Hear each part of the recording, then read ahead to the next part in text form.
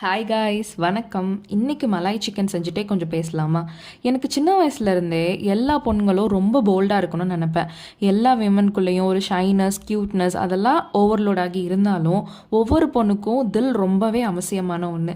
இன்றைக்கி எவ்வளோ கேசஸ் பார்த்துட்ருக்கோம். கொஞ்சம் நாளைக்கு முன்னாடி ரத்தன்யா அக்காவோட கேஸ் பார்த்தா அதுலேருந்து மீள்றதுக்கே கஷ்டமாக இருந்துச்சு. ரீசெண்ட்லி ஒரு நியூஸ் பார்த்தேன். அதில் ஒரு ஸ்கூல் படிக்கிற பொண்ணு, அந்த பொண்ணுக்கு ஒரு பையன் ப்ரப்போஸ் பண்ணுறான்.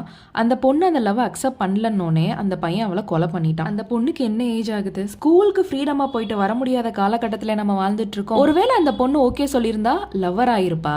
இப்போ லவ்க்கு ஓகே சொல்லாதனால டெட் பாடி ஆகிட்டாளா? அப்புறம் என்ன லவ் இருக்குன்னு எல்லா ஸ்டேஜஸ் ஆஃப் விமன்ஸோட லைஃப்லையும் நிறைய ரெஸ்ட்ரிக்ஷன்ஸ் இருக்கு. இப்போ ஒரு எக்ஸாம்பிளுக்கு, ஒருவேளை அந்த பொண்ணு அந்த பையனை லவ் பண்ணியிருந்தா அவங்க வீட்டில இருந்தே கூட எதிர்ப்பு வந்திருக்கலாம். இப்போ கேள்விப்படுற மாதிரி அவங்க அப்பா அந்த பொண்ணை கொலை பண்ணியிருக்கலாம், இல்லை அந்த பையனை கொலை பண்ணியிருக்கலாம்.